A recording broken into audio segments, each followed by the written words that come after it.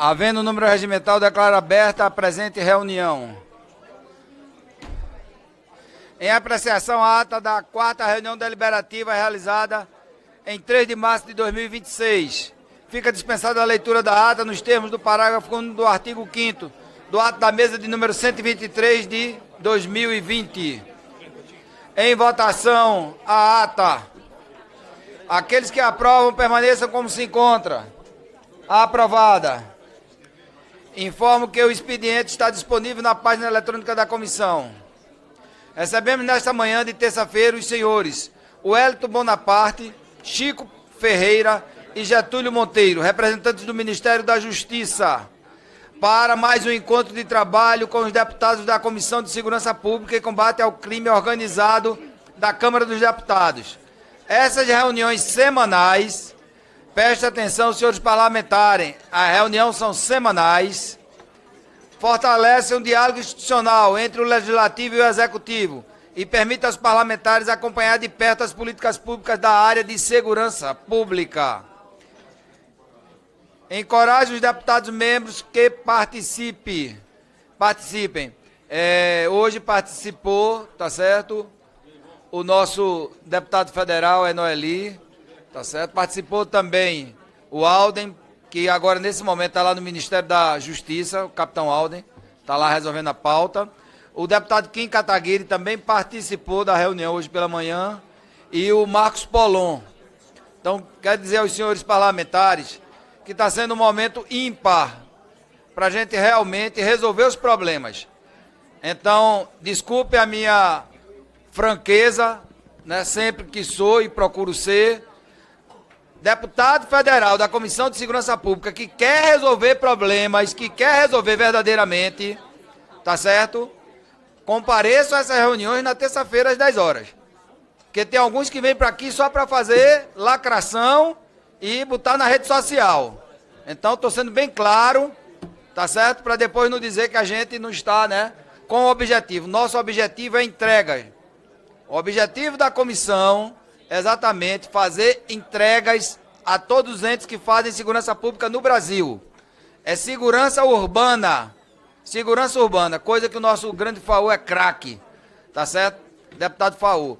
Inclusive, as demandas que você, Faú, deixou da outra reunião foram todas colocadas, respondidas nesta reunião. Então, depois eu vou pedir para a nossa assessoria passar para a sua assessoria. Ok?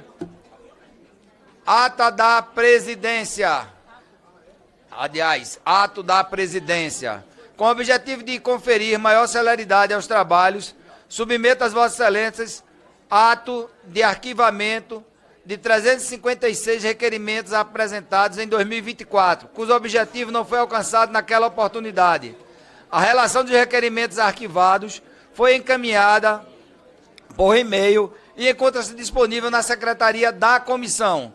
Submeto também às vossas excelências ato que determina arquivamento das seguintes subcomissões especiais. Primeira, fiscalização e implementação da Lei Orgânica Nacional das Polícias Militares e Corpo de Bombeiros Militares e da Lei Orgânica Nacional das Polícias Civis. Medidas contra o financiamento do crime organizado no Brasil. Subfim. Em razão do término da 3ª sessão legislativa da 57ª legislatura. Extra pauta. Consulta o plenário se podemos incluir na pauta, por acordo, o projeto de lei número 1550, de 2025. Aqueles que aprovam permaneçam como se acham. Pois não, Kim. Deputado Kim Kataguiri com a palavra. Eu precisava saber o teor, né, para concordar, porque, entendeu? Não me foi enviado o projeto, o relator não me procurou, o autor não me procurou. Kim, deixa eu te Kim, dizer. respondendo a você, é um projeto que eu sei que você defende as mulheres no Brasil. Você é um defensor, principalmente no seu estado de São Paulo. É um projeto, tá certo, da nossa deputada, pedido de nossa deputada Luiz Helena, ok? Que, deixa eu ver, esse é o... Não, desculpe, é o de Marcos Tavares. Desculpa, Kim. É porque houve um pedido de Luiz Helena, é o seguinte. Não, a Luiz Helena é a relatora. Aliás, é a relatora. que institui a realização de campanhas de conscientização sobre a violência contra as mulheres em eventos esportivos, com foco em estádios de futebol. Estabelece diretrizes para a promoção da igualdade de gênero e a prevenção de crimes relacionados à violência de gênero e da outras providências. A relatora é Luiz Helena. Então, Presidente, eu acho que você, tá certo, com a sua sensibilidade, vai querer apoiar que a nossa Câmara aproveite agora essa Semana da Mulher, né? 8 de janeiro, né? Exatamente, 8 de março a gente exatamente celebra, né, o Dia da Mulher. E com a palavra o deputado Kim. presidente, pela ementa, né, eu apoiaria o projeto. Mas eu não sei qual que é o teor do projeto original e eu não sei qual que é o teor do relatório. O acordo que nós podemos fazer aqui eu concordo com esta pauta, mas eu peço vista, a gente queima uma fase de tramitação e aí a gente analisa semana que vem, porque, presidente, com toda a sinceridade, eu não voto relatório sem ler. E não estava na pauta, então não tinha como ler. Pedido de vista acatado. Não. Heloísa. Pois não, deputada Luiz Helena. Bom, senhor presidente, primeiro agradecer a Vossa Excelência ter me designado para a relatoria de 2 projetos importantes, um da delegada Catarina e outro do deputado Marcos Tavares. São projetos importantes.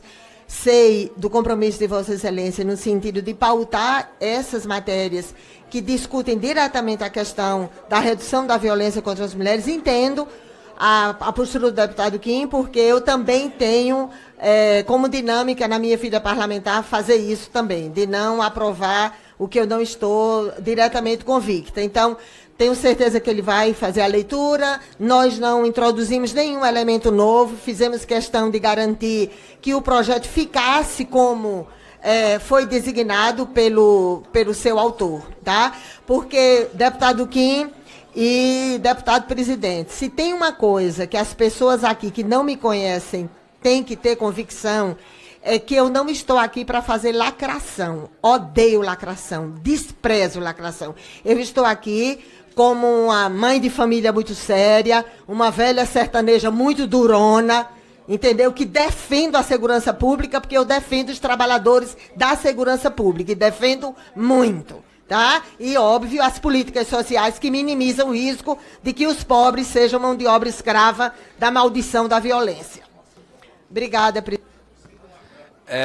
Se pudesse fazer um acordo, né, Kim, a gente coloca na próxima, ou você quer que continue com o pedido de vista?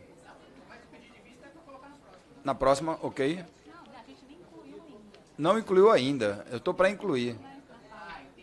Eu estou pedindo para incluir na extra pauta. É melhor para a Heloísa eu topar o extra pauta hoje e eu pedir vista do que pautar na semana que vem, porque eu ainda vou ter direito de vista na semana que vem. Não, você vai mesmo.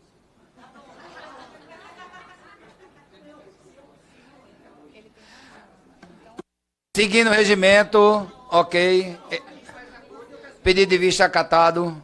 Para a semana a gente coloca. Vamos lá.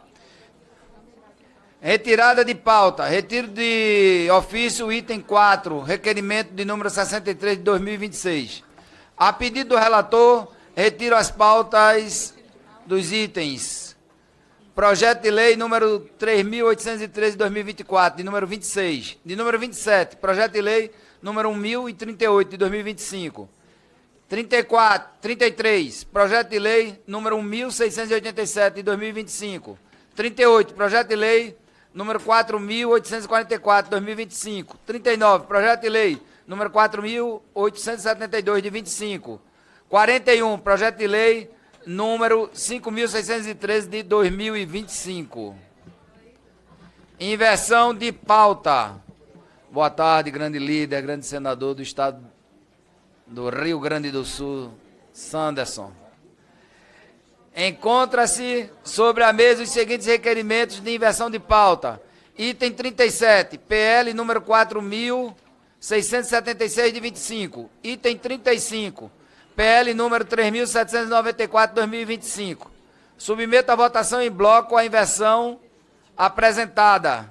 Aqueles que aprovam permaneçam como se encontram.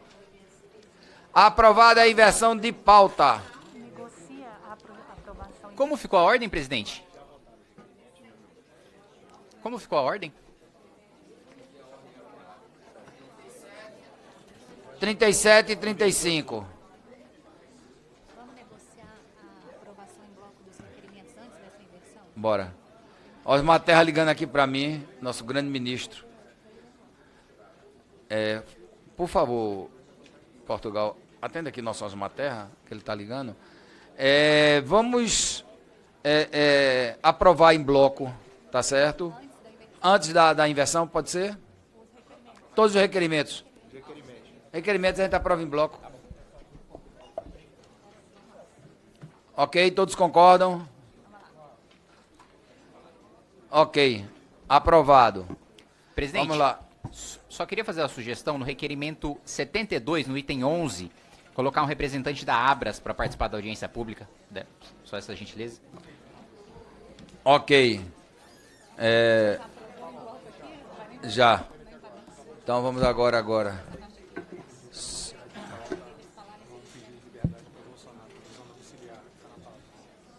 Solicito aos deputados que utilizem brevemente o microfone para informar o nome do parlamentar e o número do requerimento que desejam subscrever.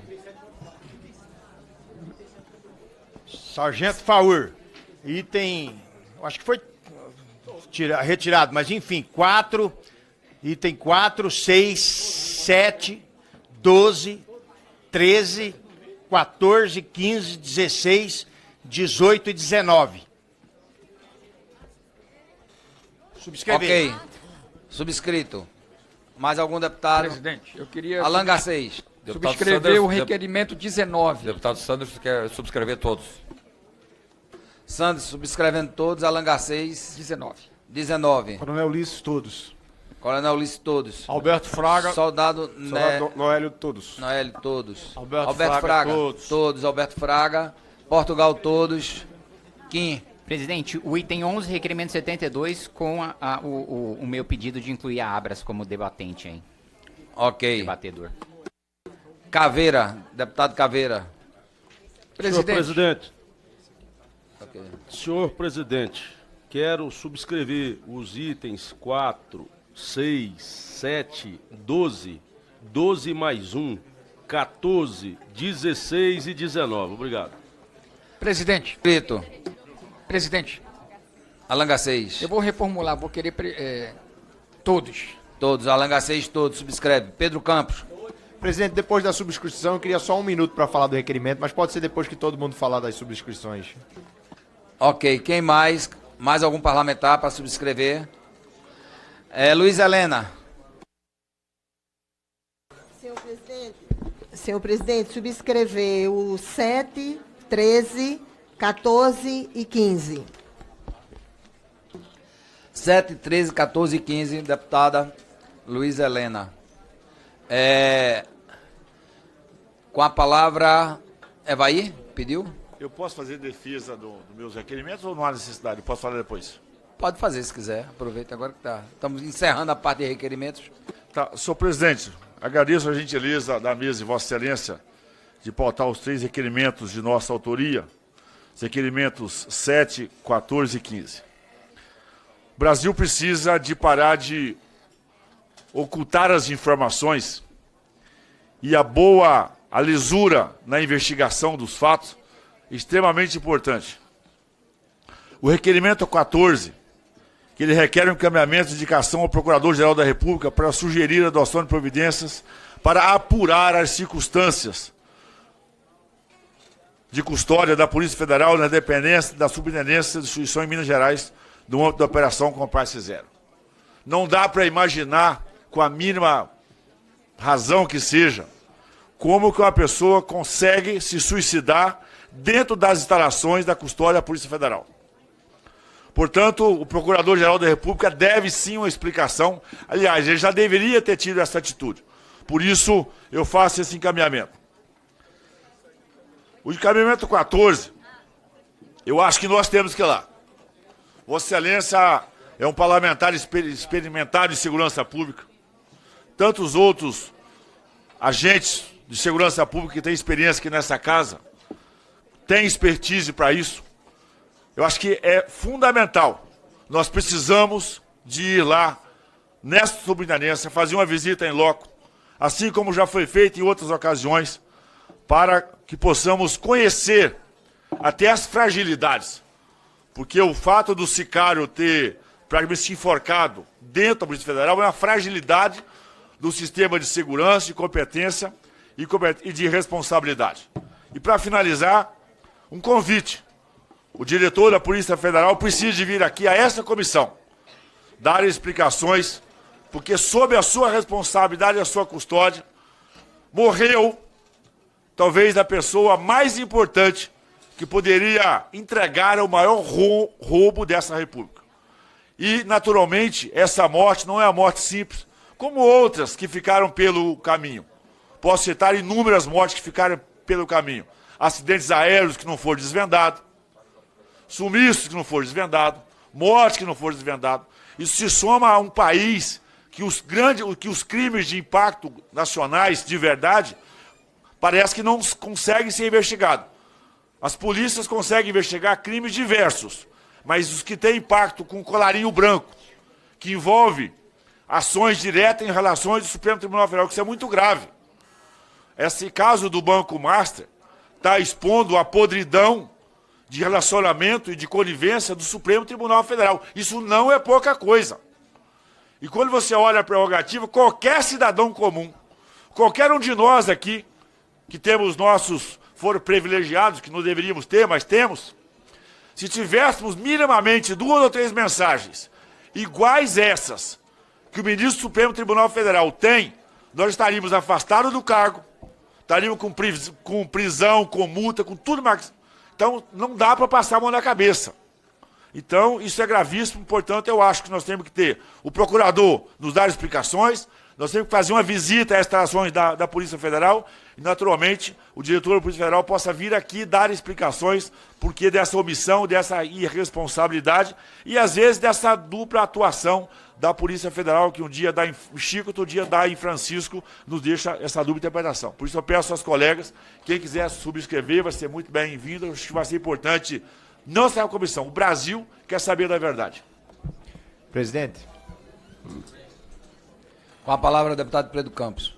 Apenas para defender e explicar aqui o requerimento que foi colocado, que é o requerimento número 88 de 2026, que pede que o Procurador-Geral da República instaure uma investigação sobre uma trend que está circulando nas redes sociais, onde homens simulam agressões a mulheres por receberem um não num pedido de casamento ou num pedido de namoro, algo completamente absurdo, de incentivo e apologia ao crime e à violência contra a mulher, algo que tem tirado a vida de milhares de brasileiras nos últimos anos. Só no ano passado foram 1.518 feminicídios no Brasil, então nós não podemos aceitar que seja tratado como piada ou como tendência de internet homens simularem agressões contra mulheres, inclusive alguns deles utilizando armas de fogo no vídeo e utilizando armas brancas, facas no vídeo para simular esse tipo de agressão, como se a mulher não tivesse direito de dizer não, que ela não quer ter um namoro com aquele rapaz, não quer casar com aquele rapaz, não quer fazer relação sexual com aquele rapaz. Elas têm esse direito e nós temos que investigar por 2 motivos. Primeiro, que a conduta é criminosa, de apologia ao crime. E segundo, que nós não podemos permitir que esse tipo de discurso ou esse tipo de incentivo ao crime de feminicídio e de violência contra a mulher circule livremente nas redes sociais como se isso fosse algo normal. Tem que existir moderação para impedir que crimes sejam cometidos em qualquer ambiente que seja, físico ou digital. Então a Procuradoria-Geral da República tem poder para conduzir essa investigação e para coibir que esses criminosos façam vídeos como esse e também puxar a orelha e ir atrás das redes sociais para que elas não permitam que nenhum tipo de crime seja cometido nas redes sociais, muito menos crimes que sejam apologia à violência contra a mulher e incentivo ao feminicídio, que precisa ser duramente combatido no Brasil. Nós já aprovamos aqui aumento de pena para esse tipo de crime, inclusive com votos de parlamentares da direita e da esquerda, mas nós temos que olhar o sistema como um todo. Não dá para olhar só o indivíduo e ficar achando que grupos como esses Red Pill, como esses grupos que incentivam violência contra a mulher, têm que ser tratados como se fosse algo normal, algo que está dentro do jogo democrático, algo que é uma ideologia válida, que não é e precisa ser enfrentada e precisa ser combatida, inclusive nas redes sociais. Dando prosseguimento. Presidente, me permite... Número 37. Pois não, Não sei se há pertinência ainda, se o regimento autoriza, mas eu gostaria de, no item número 11, requerimento 72 de 26, numa audiência pública que foi pedida pelo deputado Capitão Alden, incluirmos um representante da Abrafarma. Ok, incluído. Muito obrigado. Item 11, requerimento número 72. Obrigado. Presidente, só para... Soldado Noeli. Eu queria comentar aqui os dois requerimentos, o item 9 e o 12. Desculpe, o item 11 e 12. Mas especialmente o item 12, que fala da criação de uma subcomissão no intuito de discutir a fiscalização e implementação da lei orgânica.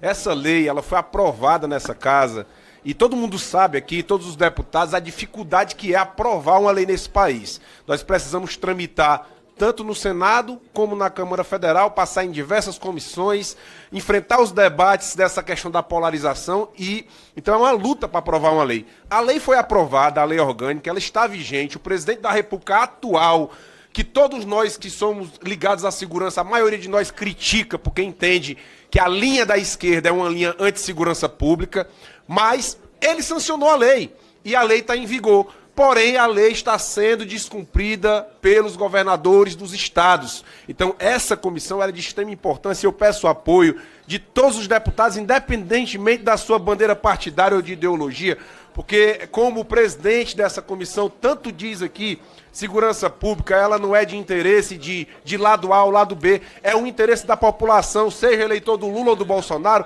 Todos estão preocupados com a esquerda. Todas as pesquisas do Brasil dizem que mais de 70% da população está colocando a segurança pública como tema prioritário. Por isso que eu disse na minha primeira participação nessa comissão que a comissão mais importante dessa casa é a comissão de segurança. Porque é o que o povo quer. Tem outras comissões importantes, mas o povo pede segurança. Então, pedir aos deputados a contribuição para que a gente exija o cumprimento da lei. Porque não adianta eu chegar aqui e discutir. Nós estamos querendo aprovar a lei da carga horária.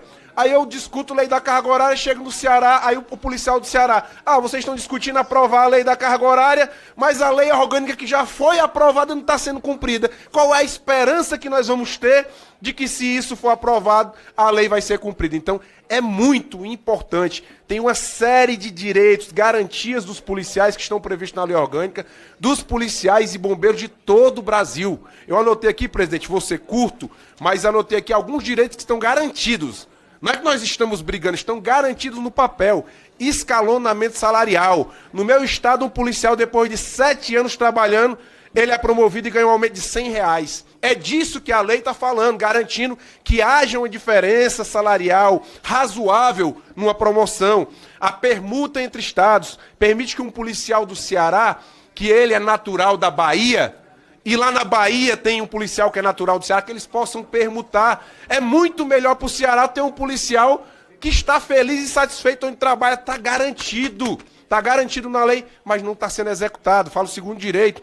Aí fala também da assistência médica e psicológica. Uma das profissões mais difíceis no Brasil é a questão da saúde psicológica e mental dos policiais. Aí fala da questão do seguro de vida e acidente, proteção contra transferências abusivas, atendimento prioritário no Ministério Público, Defensoria Pública e no Tribunal e na Justiça. Então, que a gente possa brigar, parabéns pela criação da subcomissão, porque esse tema é um tema importante para o Brasil. São milhares de policiais militares e bombeiros militares que serão beneficiados se essa lei, de fato, for cumprida. Muito obrigado, presidente.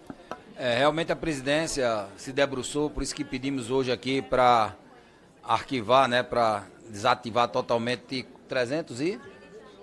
Não, 200... Sim, de 2024. Por quê? Nós nos debruçamos essas 2 primeiras semanas em tudo que tinha na comissão, tudo. Tá certo? Desde os requerimentos, respeitando a tudo que existia. Mas tem muita coisa. Qual é o número total que a gente chegou aí? De 356 requerimentos lá parados, dormindo. Então, se não foi feito, se o autor, tá certo, não procurou, a gente tirou todo mundo, limpamos a comissão. E nas subcomissões, fiz questão de convidar o nosso amigo Sargento Portugal, que era relator desta subcomissão o ano passado, para exatamente conversar com ele. E ele pediu, tá certo, exatamente, fez um requerimento para que a gente recrie. E aí a gente em conversa, vamos ter, a ideia de Portugal é realmente conversar com os governadores, não é mais, não é pedir, tem que implantar, tem que cumprir a lei. Se o governador não quiser cumprir, que entre na justiça. Mas a gente vai ver aí, tá certo? Um deputado federal por estado, para pegar essa bandeira e nos ajudar aí, né? Isso, Portugal, a missão está com Portugal. Se puder me botar lá em Pernambuco, estou à disposição para Pernambuco. Presidente, Só concluindo aqui, cooperar. Só concluindo aqui, 2 minutinhos só. Então, procede, tá certo? Portugal quer falar, mas eu acho que a gente tem que dar a vez ao Antigão, né? Você é militar, o Antigão. Então, o Antigão é Fraga, o mais antigo aqui. Com a palavra, o deputado Alberto Fraga. Muito obrigado, presidente. Presidente, é só para cooperar. Hoje, eu estou fazendo para resolver essa questão de uma vez por todas. Não vai adiantar a conversa com os governadores, me perdoe, porque eles sabem que tem que executar a lei. Vários artigos da lei de organização nossa, a a lei orgânica, os artigos são auto-aplicáveis. E eu estou entrando aqui em Brasília, estou entrando com mandato de segurança a Portugal. É a única coisa que o governador obriga o governador. Aí não tem conversa, porque não se iludam não vai ter acordo. Os senhores nós vamos criar a comissão, vamos conversar. Eu acho que já fizemos isso em alguns estados. Já teve reunião em alguns estados, onde a gente foi e o governador simplesmente diz, tá bom, mas não executa. Então, o remédio jurídico para que se cumpra uma lei, os doutores aqui sabem disso, é o mandato de segurança. É a única forma que a gente vai implantar de uma vez por todas. A Polícia Civil está na mesma linha, a Polícia Militar não pode ser diferente. Era isso. Obrigado, presidente. Quero lembrar ao nobre parlamentar que fizemos em Pernambuco a audiência pública e que você nos honrou com a presença. Exatamente, e até hoje, nada foi feito pela governadora. Com a palavra do Sargento Portugal. Eu vou ser breve, até porque nós temos vários colegas aqui de estados e representantes da segurança. Nesse momento, agora, comandante Fraga, eu acho que é um pouco diferente do que passou, porque agora em outubro tem eleição. E nós vamos ter a oportunidade aqui de mostrar para aquele governador se ele está ou não do lado da segurança pública. Eu quero até falar, presidente, aqui, fazer uma solicitação, porque no meu próprio estado, toda vez que a gente começa a conversar no Rio de Janeiro, eles fogem. Na época que o deputado Sanderson era o presidente aqui, a gente pediu uma visita técnica, lembra, no Rio de Janeiro? Para mostrar violência, inúmeros pontos, e não andou. Na hora eles correm, arrumam um montão de argumento para não executar. Então, senhor presidente, eu acredito também que a gente pode pegar os secretários e o governador até de forma virtual, comandante Fraga. Virtual, partindo desse presidente aqui, vamos entrar, que a gente está começando no gabinete agora. Ligando o nosso presidente para o secretário da Polícia Militar do Rio de Janeiro, para o secretário de Defesa Civil do Rio de Janeiro. Mas porque está arriscado a gente marcar no dia e eles arrumarem uma agenda. Aí você se desgasta, você tem gasto e você não resolve nada. Agora, virtual, eles não vão ter como correr. Pode marcar o dia que você estiver no banheiro, que a gente vai entrar aqui ao vivo contigo para poder mostrar para todo mundo de que lado você está. Então chegou a nossa hora também, não só o que o senhor fez como esse remédio jurídico, mas também de mostrar a cara de todo mundo, daqueles que muitos vão se lançar candidatos agora, que usaram todo o mecanismo do Estado para agora se lançarem candidato, que é legítimo um representante nosso se lançar candidato, até para ele poder passar pelo crivo da tropa. Agora, não é justo, comandante, meu presidente, ele ganhar tempo com a nossa dor. O nosso papel aqui, o nosso compromisso, quando o Coronel Meira me chamou, foi para a gente entregar. Se nós ficarmos usando aqui essa comissão para buscar like, fazer vídeo engraçado, vídeo polêmico, o nosso eleitorado vai nos engolir. Igual eu ouço, bancada da bala Juquinha, que não fez nada na legislatura passada. Portugal, tu vai ser o mesmo. Portugal, tu não vai fazer igual o Ciclano, tu não vai fazer igual o Beltrano. Antes de eu chegar aqui, eu já era cobrado, presidente. Eu não tive nem a oportunidade de trabalhar, que eu era cobrado, me comparando aos que passaram por aqui. E eu vi o quanto eu estou tentando desfazer, para não falar de outro termo aqui, de porcaria que foi na legislatura passada. Eu estou desarmando uma bomba do governo que eu não votei, num governo que não é pró-segurança pública, e olha o que sobra para mim, tentar fazer o melhor. Aí eu tenho que pedir o quê? A ajuda de todos vocês.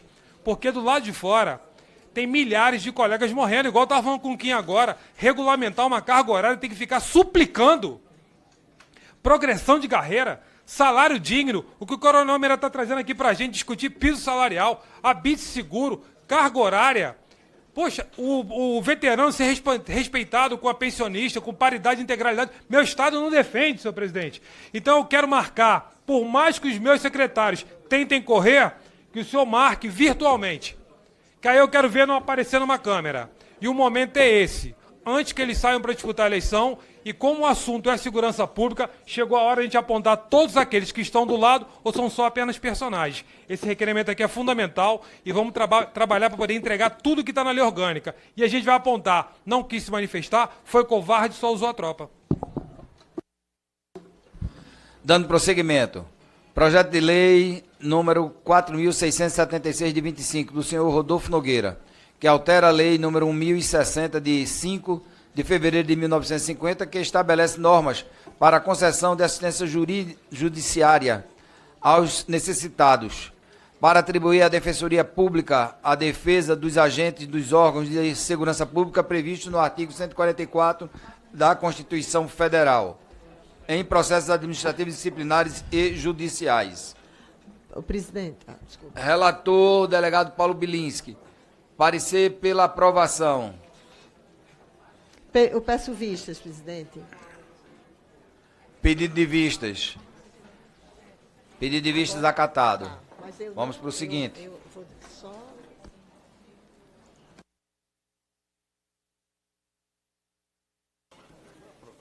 Isso foi em versão de pauta, foi, presidente? Foi? Item 35 da nossa pauta. Projeto de lei número 3.794 de 25, do senhor Daniel Agrobon, que altera a lei de número 13.812 de 16 de março de 2019, que institui a Política Nacional de Busca de Pessoas Desaparecidas, cria o Cadastro Nacional de Pessoas Desaparecidas e altera a lei número 8.069 de 13 de julho de 1990, Estatuto da Criança e do Adolescente, para dispor sobre providências em relação às pessoas com deficiências. Relator, capitão Alden. Parecer do relator para aprovação deste com substitutivo. Para proferir parecer, conceda a palavra ao deputado Soldado Noeli. Noeli. Presidente, direto ao voto. Noélio. Voto do relator. Compete a essa Comissão de Segurança Pública e Combate ao Crime Organizado, nos termos do artigo 32, inciso 16, do Regimento Interno da Câmara dos Deputados, manifestar-se sobre o mérito da presente proposição, especialmente no que versa sobre a organização e competências dos órgãos de segurança pública e políticas públicas relacionadas. No mérito, a proposição em exame é de extrema relevância e oportunidade. O desaparecimento de pessoas é um drama social que exige do Estado não apenas sensibilidade, mas, sobretudo, eficiência operacional. Quando o desaparecido é uma pessoa com deficiência, a complexidade da investigação aumenta devido às vulnerabilidades sensoriais ou à comunicação que podem impedir a vítima de pedir ajuda. Nesse sentido, sob o prisma da segurança pública, o projeto é pragmático e louvável. Contudo, a análise técnica da proposição original revelou um lapso formal específico. Embora a ementa do projeto anunciasse a alteração da Lei 8.069, ECA, o texto articulado não trouxe alterações a disposições referentes a essa norma, limitando-se a alterar a Lei de Busca de Pessoas Desaparecidas. Dessa forma, para sanear essa incongruência e conferir efetividade ao comando legal, apresentamos um substitutivo. No texto proposto, além de materializar a intenção inicial do nobre colega em alterar o ECA, garantindo protocolos específicos para crianças e adolescentes com deficiência. Introduzimos avanços que vemos como fundamental na Lei 13.812 de 2019, a priorização do confronto de dados biométricos ou outros protocolos de identificação. Entendemos que, sob a ótica da segurança pública, a inclusão da biometria é um ponto de destaque.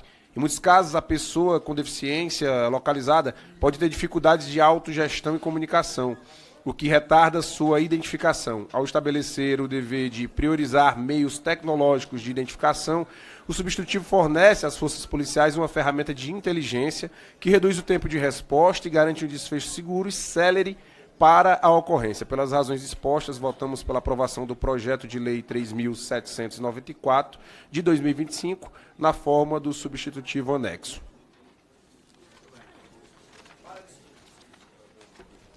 Para discutir, concedo a palavra ao deputado Kim Kataguiri. Presidente, eu quero parabenizar o relator, o deputado Noélio, pelo trabalho.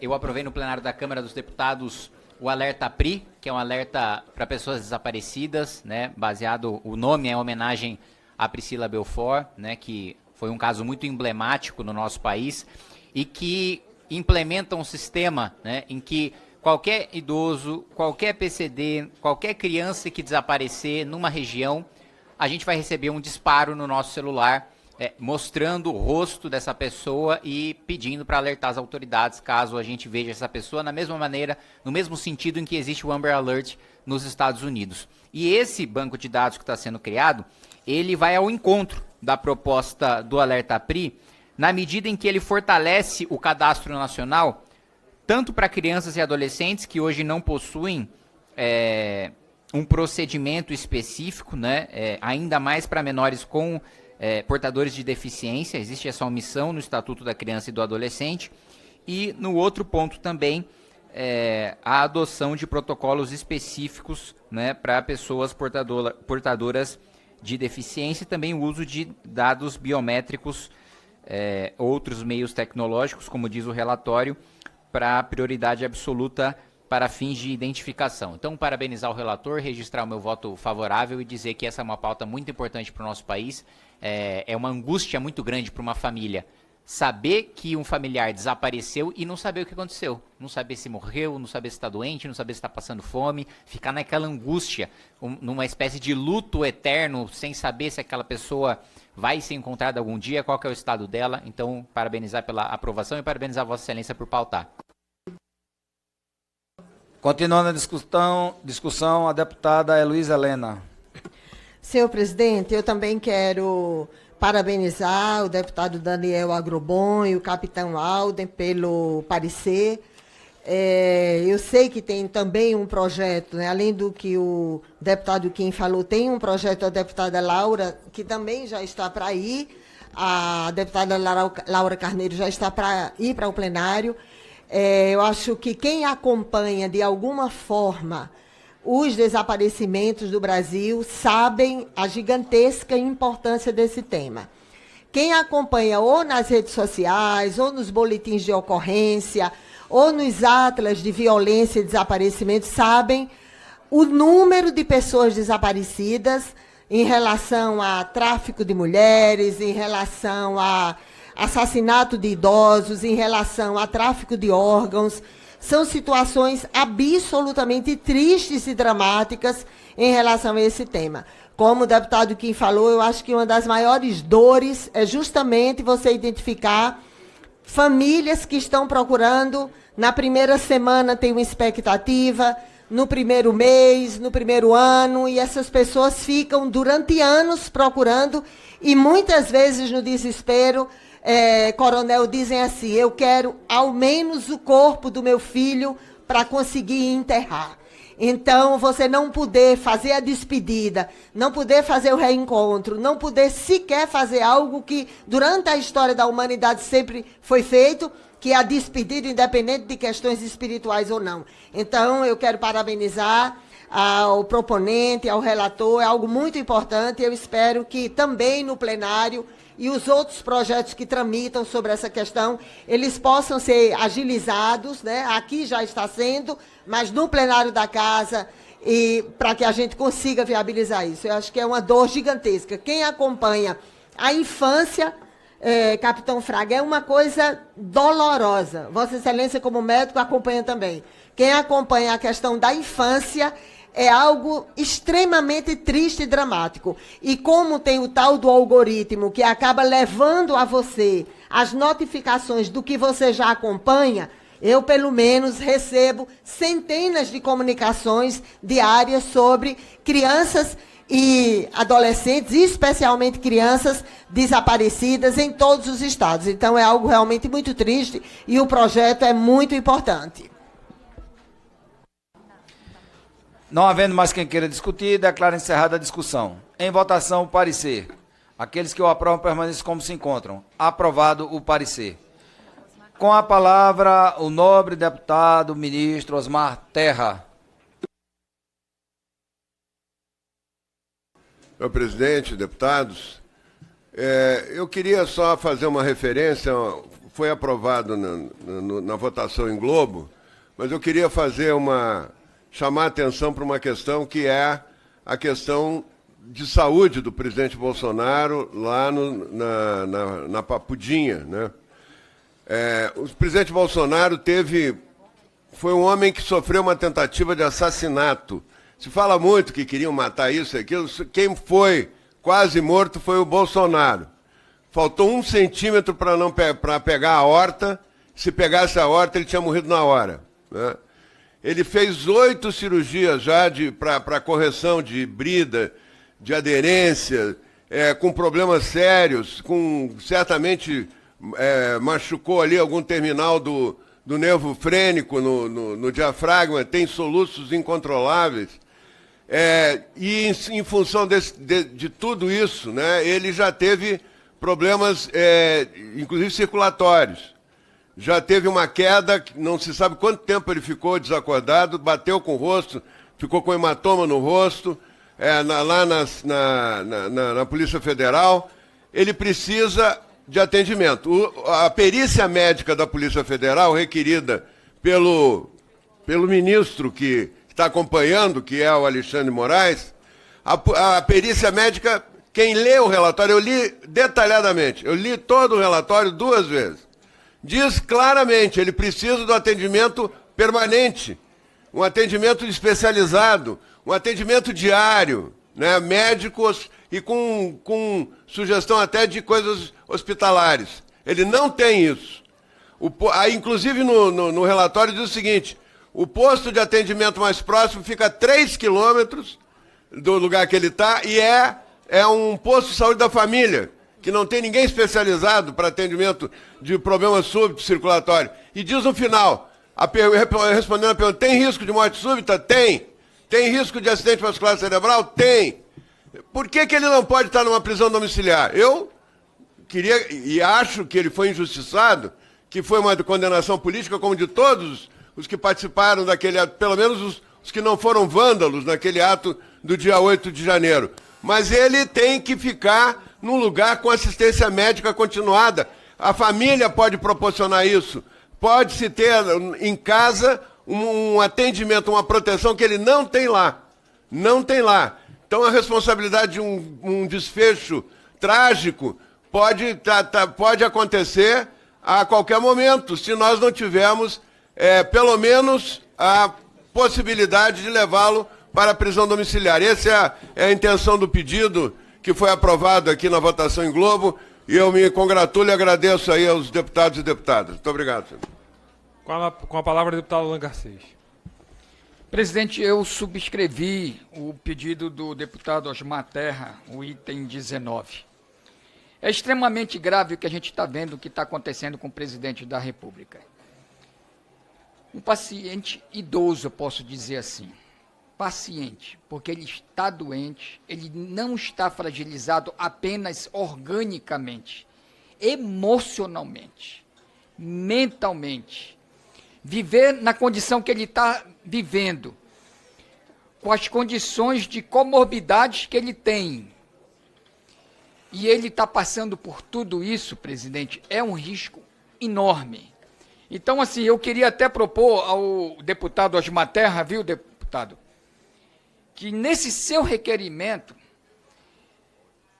Coronel Meira, preste atenção, nesse requerimento possa ser criado uma comissão de deputados médicos para irem também reforçar o que já foi analisado, o que já foi avaliado e examinado com relação ao presidente Bolsonaro.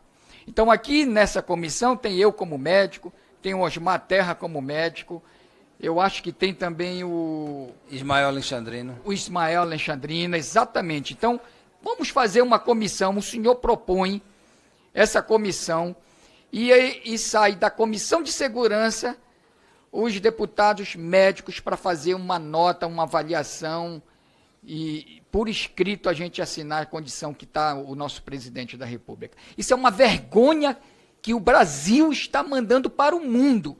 o tratamento que está sendo dado a um ex-presidente da República que não roubou, diga-se de passagem, não desviou dinheiro público, diga-se de passagem, não corrompeu esse país, diga-se de passagem, porque até o presidente Lula, quando ficou preso, ele teve toda a assistência e foi respeitado pelos direitos humanos.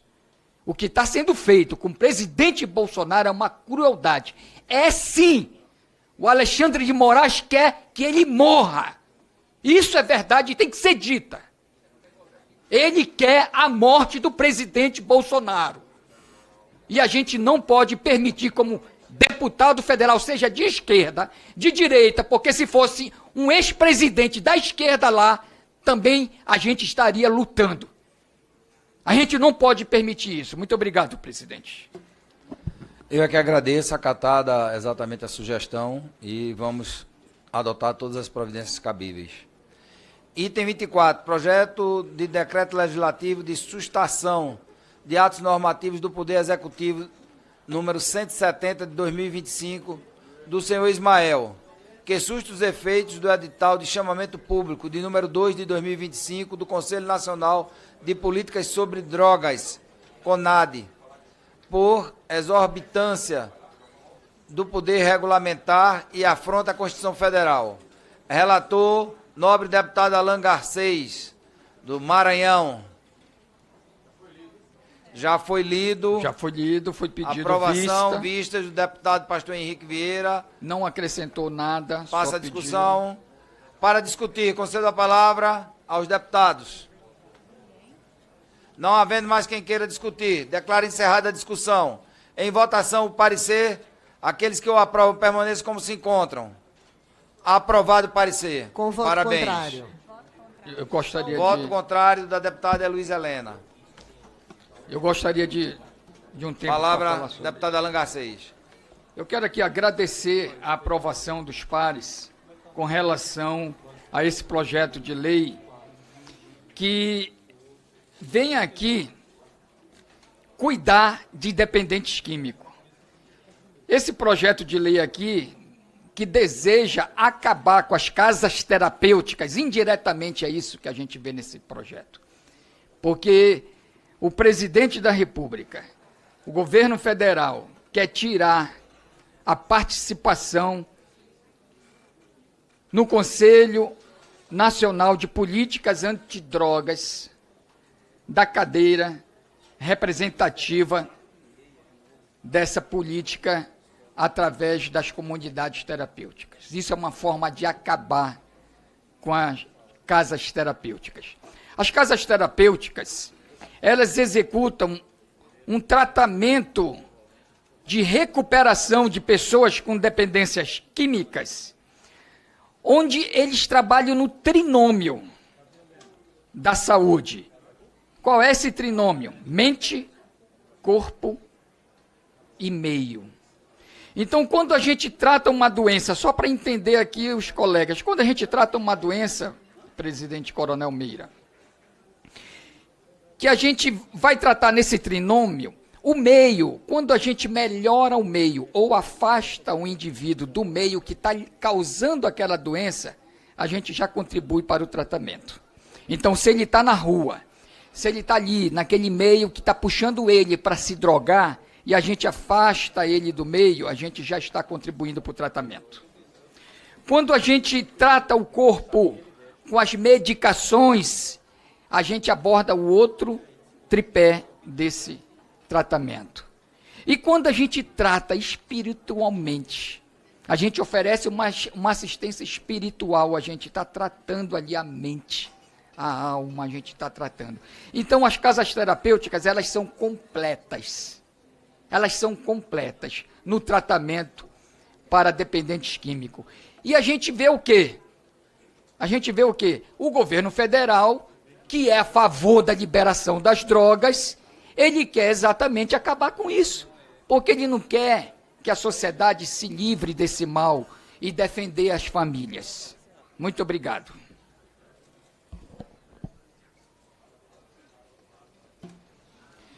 Vamos agora para o item 25.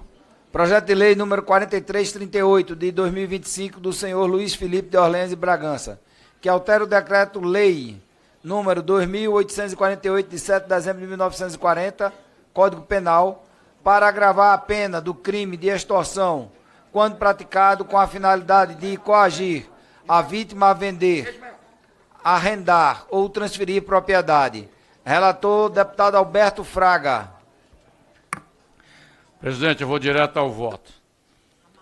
O projeto de lei 4338 de 2025 foi distribuído à Comissão de Segurança Pública e Combate ao Crime Organizado em razão do que dispõe o artigo 32, inciso 16, a linha F do Regimento Interno da Câmara dos Deputados, legislação penal do ponto de vista da segurança pública. Amparado no artigo 126, parágrafo único, do mesmo diploma regimental, esta relatoria restringe-se à análise do mérito da proposição no âmbito da segurança pública, sem adentrar possíveis questões constitucionais, as quais poderão ser oportunamente examinadas pela Comissão de Constituição e Justiça e Cidadania no curso subsequente do processo legislativo. No mérito, o projeto de lei 4338 merece prosperar. A prática de extorsão, com a finalidade específica de compelir a vítima a alienar propriedade rural ou urbana ou participação societária, representa modalidade particularmente grave de atuação criminosa. Não se trata de mero constrangimento patrimonial episódico, mas de estratégia estruturada de tomada de controle de ativos produtivos por meio da violência ou grave ameaça, frequentemente associada à atuação de organizações criminosas. Tal conduta compromete não apenas a vítima individualmente considerada, mas também a estabilidade econômica e a segurança jurídica das relações patrimoniais. A experiência recente demonstra que grupos criminosos têm sofisticado seus métodos, utilizando intimidação sistemática, incêndios criminosos, pressões reiteradas e outros expedientes violentos para forçar produtores rurais e empresários a ceder seus bens. Essa dinâmica ultrapassa a esfera tradicional da criminalidade comum e aproxima-se de práticas de dominação territorial e captura econômica, com impacto direto sobre a ordem pública e a sensação de segurança da população. O agravamento de pena proposto revela-se proporcional à gravidade concreta da conduta. Ao estabelecer causa de aumento específica quanto à extorsão tiver por finalidade a alienação forçada de patrimônio, o legislador sinaliza a reprovação qualificada à utilização do terror como instrumento de transferência compulsória de bens. Além disso, a previsão de duplicação da pena, quando o crime for praticado por integrantes de organização criminosa, reforça a resposta estatal frente a estruturas delitivas que atuam de maneira organizada e reiterada. A medida contribui ainda para fortalecer o efeito dissuasório da legislação penal, oferecendo instrumento mais robusto para a repressão de práticas que ameaçam o setor produtivo, a propriedade privada e a própria ordem econômica.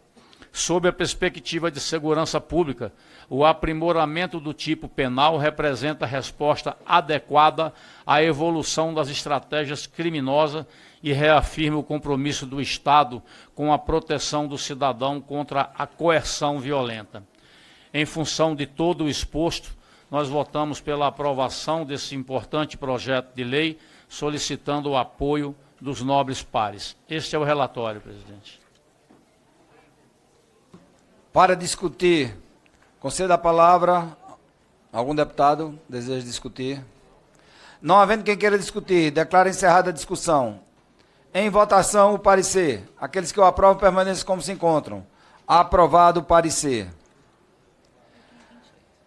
Item 28, projeto de lei número 11.000, de 2025, do senhor defensor público Estélio Denner, que altera a lei número 13.756, de 12 de dezembro de 2018, a fim de dispor acerca do aumento da população imigrante no Brasil, como critério para o rateio dos recursos do Fundo Nacional de Segurança Pública. Parecer do relator pela aprovação com substitutivo. Vistas, pedida da deputada Duda Salenberg, tendo sido feita a leitura do parecer, passa a discussão. Deputado Kim Kataguiri.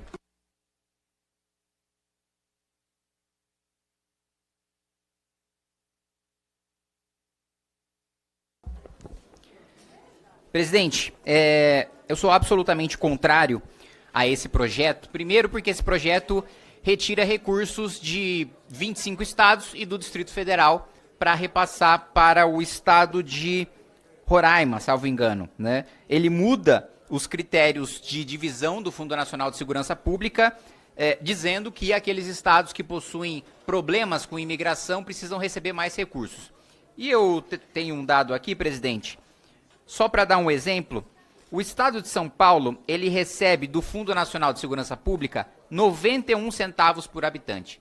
Então, da mesma maneira que no FPE, no FPM, na distribuição dos recursos da União, São Paulo é o estado que mais contribui, que menos recebe com a União, da mesma maneira acontece com o Fundo Nacional de Segurança Pública. O estado de Roraima já recebe R$ 52 por habitante, mais de 50 vezes o que o estado de São Paulo recebe, e o estado de São Paulo vai receber ainda menos.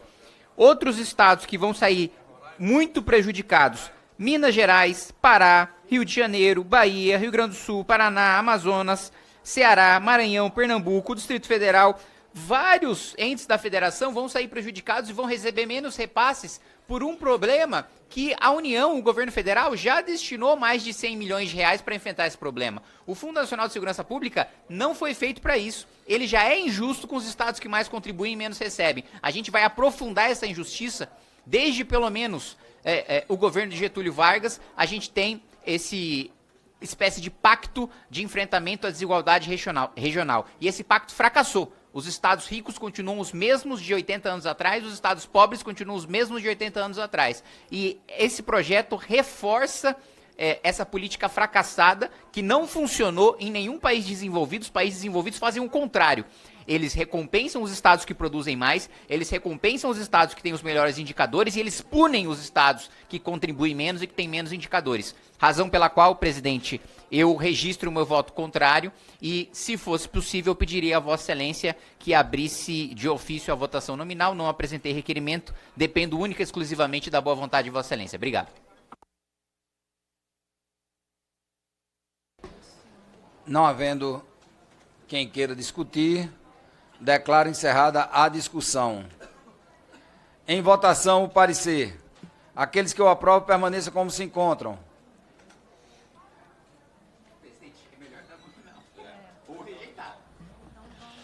Então vamos fazer nominal, concordo. Tentei ver se...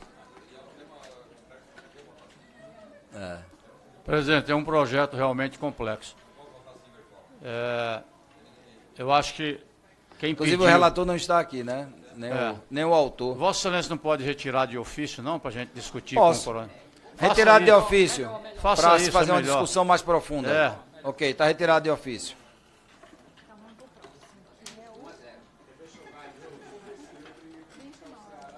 Próximo. Item 29, projeto de lei número 3125/2025 do senhor Marco Polon, que altera a lei número 8.935 de 18 de novembro de 94 para assegurar o direito ao porte de arma de fogo aos notários e registradores titulares de delegação dos serviços extrajudiciais. Relator, general Girão. Parecer já foi lido pela aprovação com substitutivo. Houve uma vista pedida da deputada Duda Salenberg. Tendo sido feita a leitura do parecer, passa a discussão. Para discutir, concedo a palavra ao deputado, algum deputado para discutir. Não havendo quem queira discutir, declaro encerrada a discussão. Em votação, o parecer. Aqueles que o aprovam permaneçam como se encontram. Aprovado o parecer. Vamos pular? Pula. 31. Alden Vilinski também não está. Pula para o 32. 32.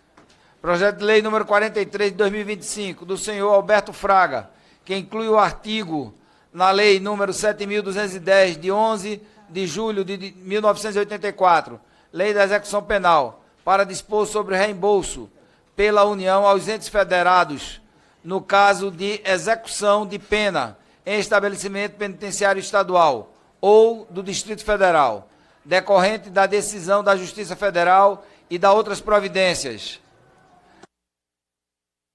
Relator, o deputado Alberto Albuquerque, do Republicanos. Direto ao voto, presidente. Pode ir. Ok, então vamos lá. A análise de mérito na Comissão de Segurança Pública deve se focar no impacto da medida para a eficiência do sistema prisional e para a sustentabilidade das políticas de segurança estaduais. O projeto de autoria do experiente e competente parlamentar Alberto Fraga aborda uma lacuna crítica da gestão de sistemas penitenciários brasileiros, o ônus financeiro suportado pelos entes federados ao abrigarem presos custodiados pela Justiça Federal. A Lei de Execução Penal já prevê a cooperação entre os entes federados nas ausências de uma regra clara de reembolso, gera um ônus desproporcional aos estados que custodiam presos da Justiça Federal. Identificando o problema, o parlamentar propõe então de maneira assertiva que a União deva ressarcir os custos gerados por decisões judiciais federais que resultem no cumprimento de pena em unidades penais de estados ou Distrito Federal.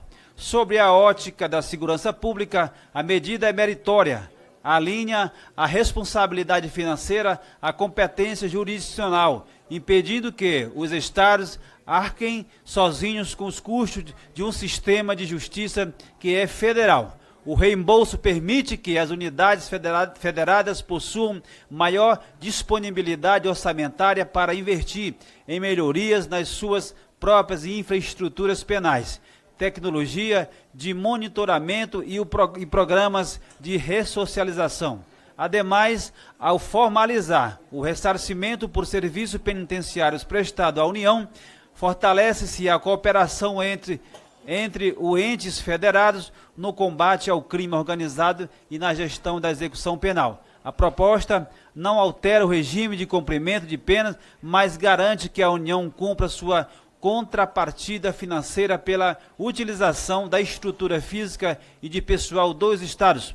Pela razão exposto, considero a relevância da medida para o equilíbrio das contas públicas estaduais e para fortalecimento do sistema de segurança pública nacional. Nosso voto é pela aprovação do projeto, presidente. Para discutir, concedo a palavra, deputado Kim Kataguiri. Presidente, quero cumprimentar o nosso autor, deputado Fraga, o relator, deputado Albuquerque. Esse projeto, de fato, ele é excelente, porque como coloca o próprio texto, você tem uma condenação pela Justiça Federal, você tem um ônus imposto pela União. E aí o Estado não recebe nada, o Estado fica no prejuízo, ainda mais pela incompetência do governo federal de criar novos presídios federais. Aliás, antes de criar novos presídios federais, eles precisam tomar conta dos que já existem, porque fugiu pela primeira vez na história. O PT e o ministro Lewandowski conseguiram a façanha de, pela primeira vez na história, ter uma fuga num presídio de segurança máxima.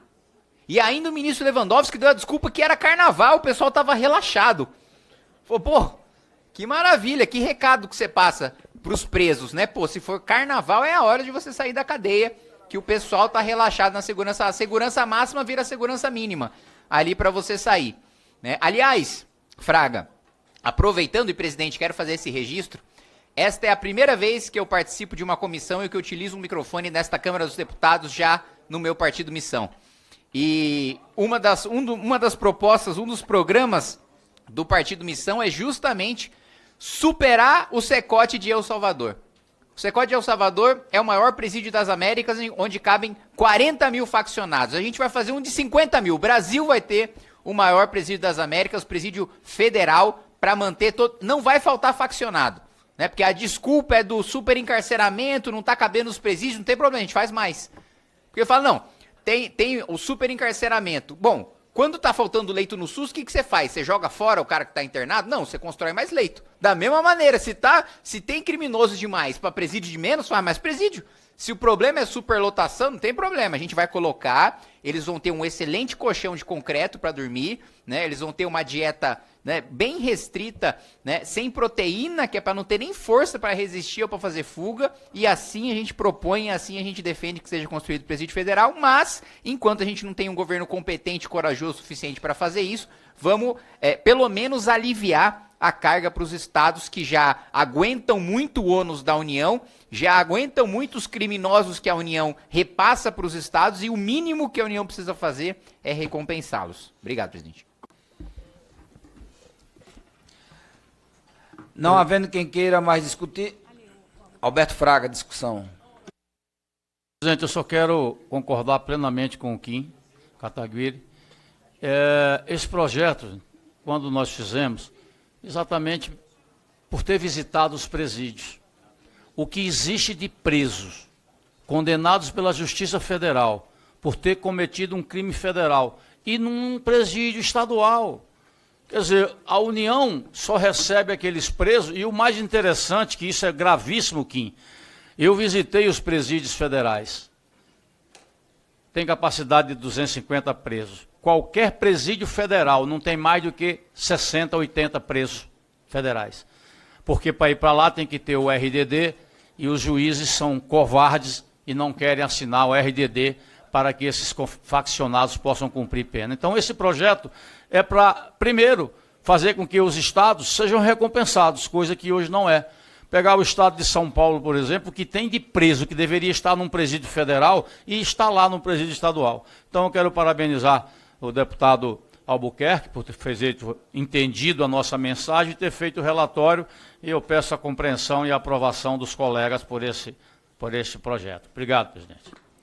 Realmente quero colocar que tive a honra de participar dessas visitas, tá certo, na época, e que realmente a situação do presídio federal, né, de 250, a gente só via 60, 80, e faltando realmente preencher. E a gente sabe que existe uma necessidade enorme em alguns estados, né, como Rio de Janeiro, São Paulo, meu Pernambuco, de colocar esses presos mais periculosos nesses presídios federais.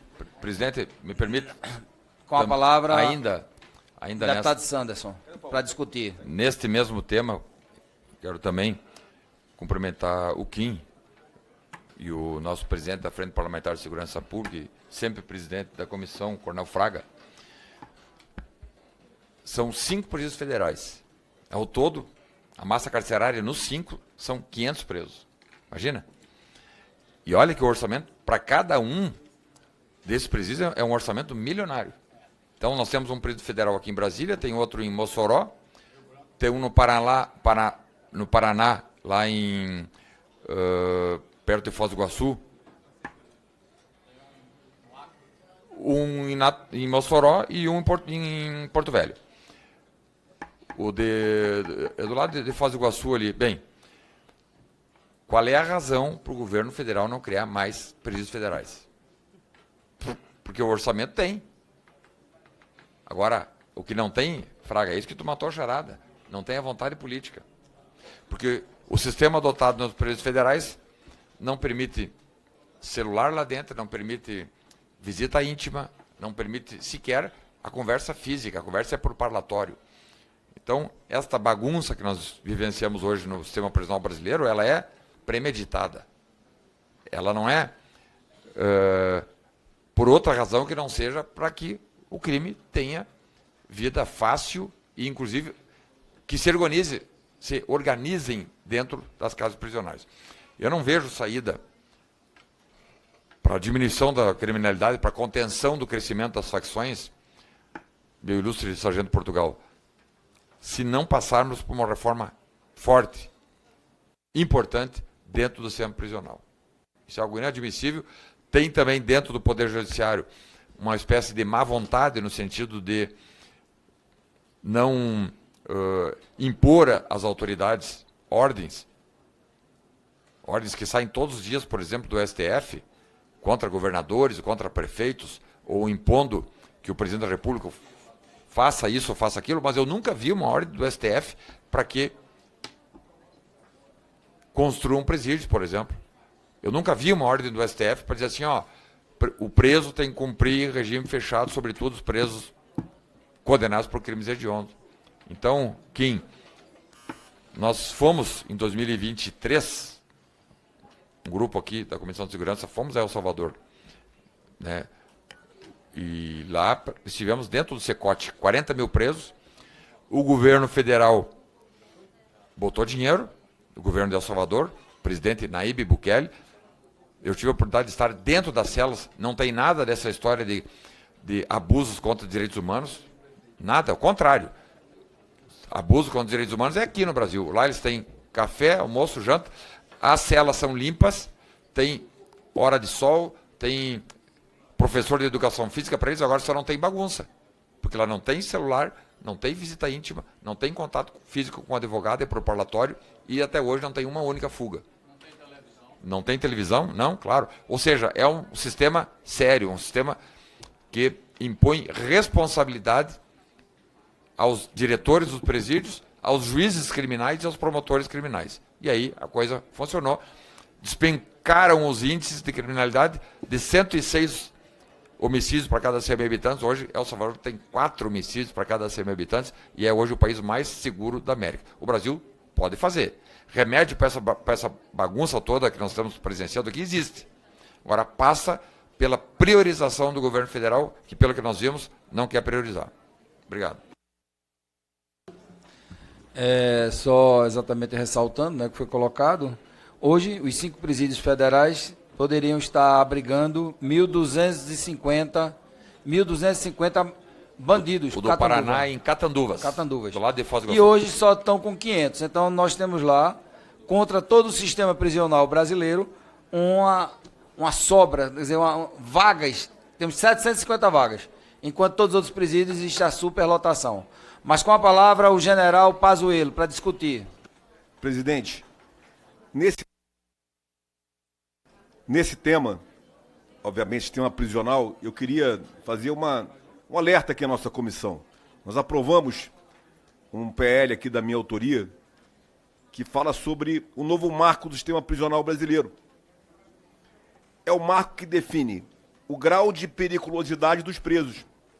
É disso que nós estamos falando hoje.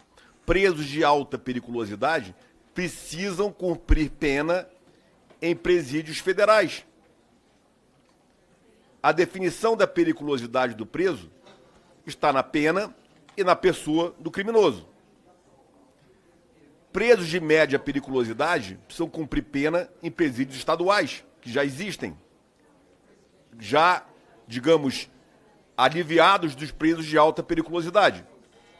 Mas já os presos de baixa periculosidade, que são 70% do efetivo que entra no sistema prisional, eles não podem ser misturados aos demais presos. Precisam cumprir a pena em presídios público-privados construídos para esse fim. É o novo marco, está aprovado na comissão. Isso tem que ser discutido na CCJ e ir para o plenário. Se nós incentivarmos a construção dos presídios para presos de baixa periculosidade, público-privadas, focados na ressocialização, no trabalho, no estudo, na religião, na família, nós vamos poder diminuir o impacto desses criminosos na segurança pública. Porque esse é o circuito que tem que ser quebrado. Então, eu queria dizer para o senhor que o assunto é muito pertinente, tá bom? E nós temos que nos aprofundar. Muito obrigado. Presidente, também para falar sobre o tema? Pois não, só... Primeiro, parabenizar que qualquer projeto que venha para endurecer pena, para dificultar a vida de quem quer atrapalhar a vida da população, essa comissão tem que ser totalmente favorável. Lá no Ceará, infelizmente, aqui foi falado que nos presídios federais faltam presos, né? Tem espaço para colocar mais gente, mais preso, perigoso. Lá no Ceará, falta policial penal, porque a perseguição do governo do Estado, da Secretaria de Administração Penitenciária com o policial penal é tão grande, que a gente lá está com o maior índice da história de afastamentos para tratamento psiquiátrico e psicológicos. A gente precisa aliar a valorização do trabalhador, do profissional e o endurecimento das penas, porque o povo brasileiro é que não aguenta mais. O povo brasileiro não aguenta mais e a esquerda precisa ouvir esse grito do povo. Porque se metade da população votou no atual presidente e mais de 70% da população diz que o maior problema do país é segurança pública, então significa dizer que a esquerda está no caminho errado ao defender a criminalidade, ao trazer o discurso da história de que quem rouba é para tomar uma cervejinha ou que traficante é vítima de usuário. Então, a gente precisa despertar, esquecer essa questão de ideologia, de direita ou de esquerda e partir para a questão de solução. Vamos pegar os países que estão resolvendo o problema. A gente vê o exemplo de El Salvador. Esquece direita, esquerda, esquece ideologia. Vamos olhar resultado.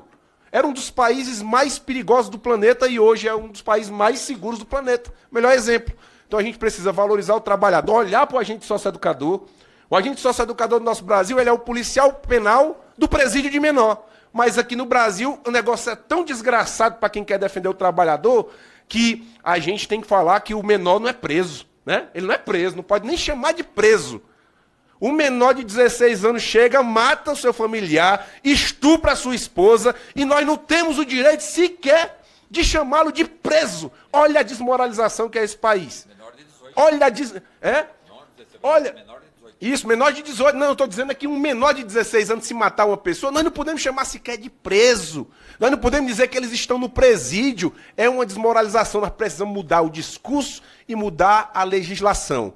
Porque uma pessoa de 17 anos, de 16 anos, de 15 anos, sabe muito bem, já dá para saber muito bem que matar uma pessoa é errado. Já dá para saber muito bem que estuprar uma pessoa é errado. Então nós precisamos mudar o discurso, mudar a postura, aprovar a lei dura, porque é isso que o povo está esperando. Essa conversinha fiada que passaram aí 30 anos dizendo, não, mas é uma vítima da sociedade, é uma vítima, a culpa é nossa, a culpa não é deles, não colou, não resolveram. Então, se o modelo de vocês não resolveu, vamos procurar os modelos que estão dando certo. Muito obrigado, senhor presidente. Não havendo mais quem queira discutir, declaro encerrada a discussão. Em votação, o parecer. Aqueles que o aprovam permaneçam como se encontram. Aprovado o parecer. Vamos agora, retiro de pauta por ausência de relator. O 30, 31, 36, 38 e 40. Vamos para o 42. 42. Projeto de lei número 56, 54 e 25. Da senhora enfermeira Ana Paula, que institui a política de proteção e incentivo aos profissionais de saúde em áreas de conflito de alta periculosidade, bem como o adicional nacional de risco por exposição à violência. Relator, nobre deputado Alan Garcês. Já foi lido a relatoria.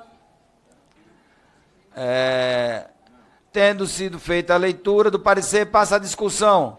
Para discutir, concedo a palavra ao deputado Kim Kataguiri. Presidente, esse projeto institui um novo adicional, que é o adicional de risco por exposição à violência, né? Então, basicamente, quem trabalha no lugar perigoso, no lugar que é dominado por facção, no lugar que tem troca de tiro, vai receber mais dinheiro por causa disso, né? E aqui a justificativa está principalmente profissionais de segurança, né? Enfermeiros, médicos que trabalham nessas áreas em que tem tiroteio, vão receber um adicional por causa do risco que eles correm. Gente, quando a gente para pensar, olha a loucura que a gente está vivendo. Em vez da gente acabar com o tiroteio na região, em vez da gente retomar o território que é nosso, que é do Brasil, não é do faccionado, em vez da gente acabar com o que se normalizou, o governador do Rio de Janeiro, por exemplo, para ir para determinado território, precisa pedir anuência do Comando Vermelho, né? O presidente da República, o Lula, em São Paulo, quando foi para a favela do Moinho, colocou o ministro Macedo para negociar com a ONG do PCC para saber se podia subir ou não podia subir. Aí agora, em vez da gente resolver o problema, qual que é o problema? A região está dominada pelo crime organizado. Tem que expulsar, tem que prender ou, se resistir, matar as lideranças do crime organizado que estão dominando esse território no qual existe troca de tiro. Em vez da gente fazer com que não exista a troca de tiro, em vez da gente acabar com o risco ou diminuir drasticamente o risco de um médico, quando estiver trabalhando, receber um tiro na cabeça de uma bala perdida, ou de um enfermeiro, uma enfermeira, ser baleado, a gente vai dar um adicional, a gente vai pagar mais para eles. Gente, eles precisam ter segurança, eles precisam não ter a sua vida em risco. Por quê? Se a gente for pagar adicional, e se a gente for colocar como solução pagar adicional para quem trabalha em área de risco, daqui a pouco metade do estado do Rio de Janeiro vai estar recebendo esse adicional. Partes aí, várias regiões do Nordeste também, que estão começando a ter áreas dominadas pelo Comando Vermelho, vão receber adicional. Então, assim, em vez da gente proteger a vida dos profissionais de saúde, a gente está falando, olha, arrisca a sua vida aí que a gente vai te dar um dinheirinho a mais. Então, assim, o meu posicionamento contrário vem do fato da gente normalizar que existem áreas de risco. Da gente normalizar que existe troca de tiro que coloca em risco o profissional de saúde. O profissional de saúde já tem dor de cabeça o suficiente. O enfermeiro médico já sofre o suficiente, principalmente no Sistema Único de Saúde. A pressão, né, as condições precárias. Ele sofre de um lado pelo secretário de saúde, pelo ministro da saúde, que dá condições precárias para ele trabalhar, e aí depois ele sofre pelo próprio usuário, que fica insatisfeito com o serviço, porque joga a culpa no médico, no enfermeiro, da precariedade do serviço, que é culpa do secretário de saúde. Então, presidente, não dá para normalizar que tem área de risco. A gente precisa acabar com a área de risco, não pagar mais para quem trabalha nelas.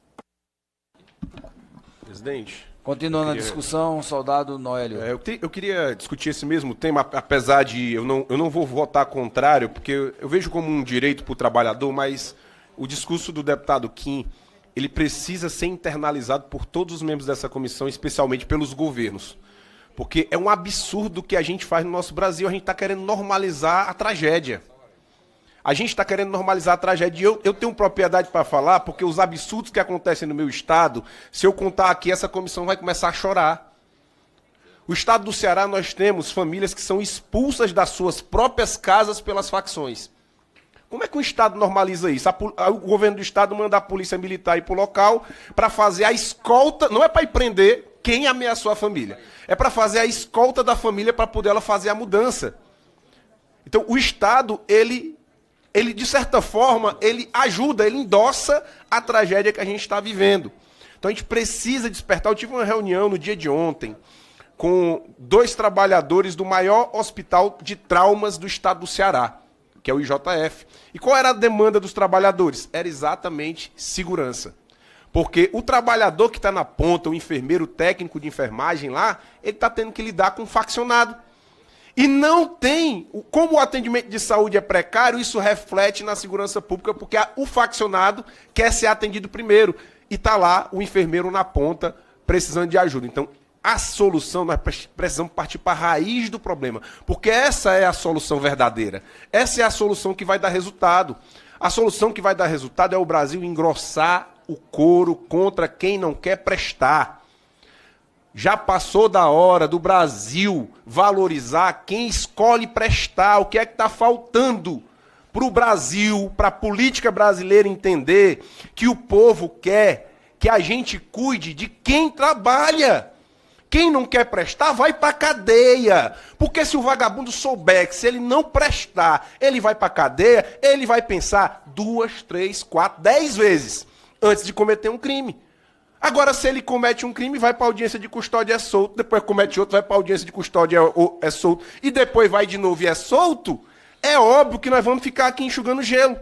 E nós, né, começamos esse trabalho, é preciso também, para não parecer que a gente não está fazendo nada, essa casa aprovou a PEC da segurança, que nela prevê a possibilidade de alteração da legislação da audiência de custódia. Então, nós estamos trabalhando, mas é o que eu acho é só que a gente precisa dar um choque, sabe, uma chacoalhada, para entender, para que o sentimento do povo lá da favela, que especialmente, só para concluir, presidente, 30 segundos, lá no Ceará, que está sendo obrigado a pagar gás mais caro, que está sendo obrigado a pagar internet mais caro e até água mais caro para poder sustentar a facção, nós precisamos mudar, nós precisamos partir para cima, porque senão daqui a pouco o nosso país vai ser governado pelo PCC e pelo CV. É isso, presidente. Não havendo quem queira discutir, declaro encerrada a discussão. Em votação, o parecer. Aqueles que aprovam permaneçam como se encontram. Aprovado o parecer. Retiro de pauta também os itens 34 e 43, exatamente pela ausência dos relatores. Informo as vossas excelências que está aberto o prazo para indicação dos membros para compor as seguintes comissões. Subcomissão para acompanhar, avaliar e propor medidas relacionadas à segurança privada e aos bombeiros civis. Subcomissão para fiscalizar a implementação da Lei Orgânica Nacional das Polícias Militares, Corpos de Bombeiros Militares, a Lei número 14.751 de 23 e a Lei Orgânica Nacional das Polícias Civis, Lei número 14.735 de 23. Nada mais havendo a tratar, declaro encerrada a presente reunião. Vai ter Com outra? a palavra... Só pedir Não. para... Deixa eu... Só já pedir Com a aqui palavra- a participação, presidente. Com a palavra, deputado federal Sanderson, antes de encerrar. Presidente, importantíssimo nós levantarmos aqui na Comissão de Segurança Pública a resistência, a contrariedade do governo federal, do governo Lula, na questão da classificação, da possível classificação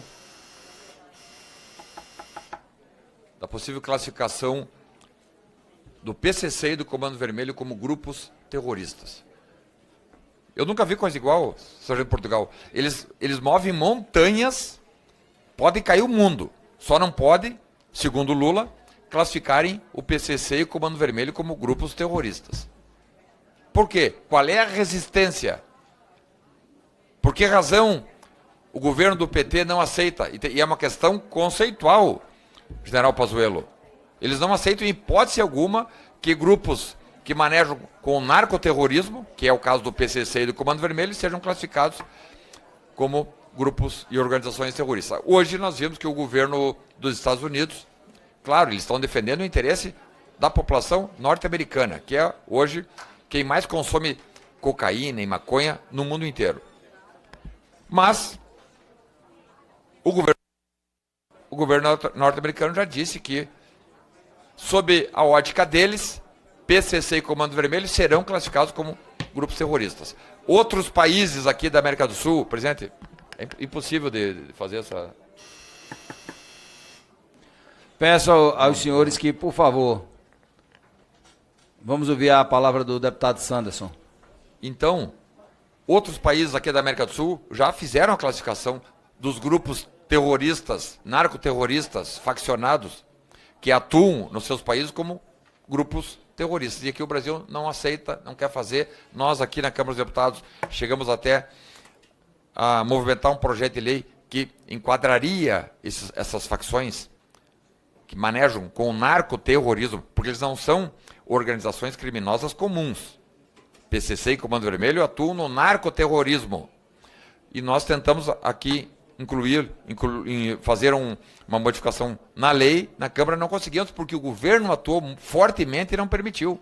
Então agora vamos acompanhar, e a Comissão de Segurança Pública vai ter um papel fundamental, presidente Coronel Meira, no sentido de que essa discussão seja feita aqui por nós, passando aqui pela Comissão de Segurança Pública, que é a comissão temática, porque sob a minha ótica, PCC, Comando Vermelho e todos aqueles que atuam com o narcoterrorismo têm que ser classificados como organizações terroristas. Queira o Lula, queiram o governo do PT ou não.